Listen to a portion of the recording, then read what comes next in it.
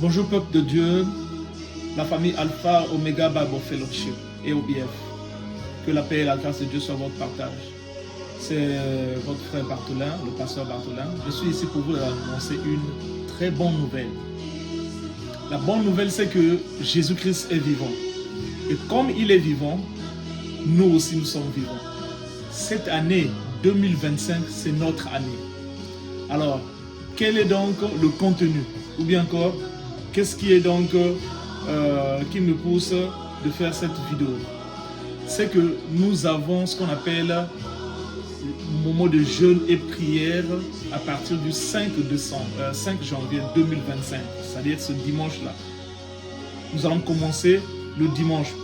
Bien que le dimanche sera après le culte, c'est là où nous allons donner tous les détails, mais ça va commencer apparemment le lundi. Mais le dimanche, c'est le premier jour donc, que nous aurons déjà la vision du jeûne et prière. Bien-aimé dans le Seigneur, je vais te lire d'abord Apocalypse chapitre 2, verset 4. Dans Apocalypse chapitre 2, verset 4, regarde ce que la Bible nous dit. Apocalypse, c'est le dernier livre de la Bible. Regarde ce que Dieu dit. Il dit ceci. Apocalypse chapitre donc 2, verset 4. Il dit ceci. Mais ce que j'ai contre toi, c'est que tu as abandonné ton premier amour. Bien-aimé dans le Seigneur, avec ce seul verset, nous allons comprendre ce que Dieu veut pour toi et moi pour cette année-ci. Dieu demande toujours les premières choses. Tu remarqueras que dans toute la Bible, Dieu a demandé à Abraham son premier fils.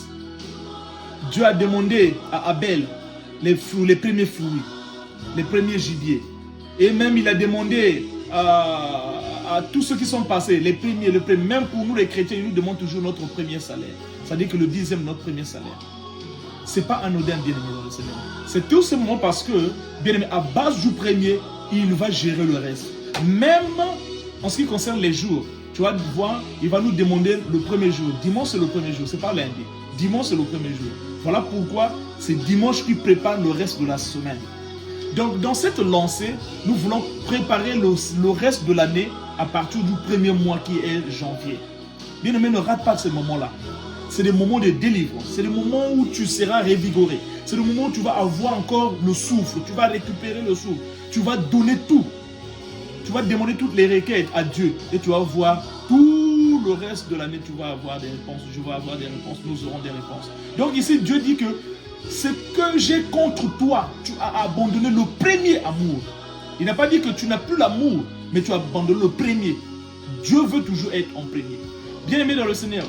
Donc nous voulons donner ce premier mois, le mois de janvier, entre les mains de Dieu, afin que Dieu puisse bénir le reste de l'année. Ne manque pas ces moments, bien-aimés dans le Seigneur. Nous allons commencer à partir donc de 20h chaque jour. C'est un marathon, à partir de 20h jusqu'à 21h.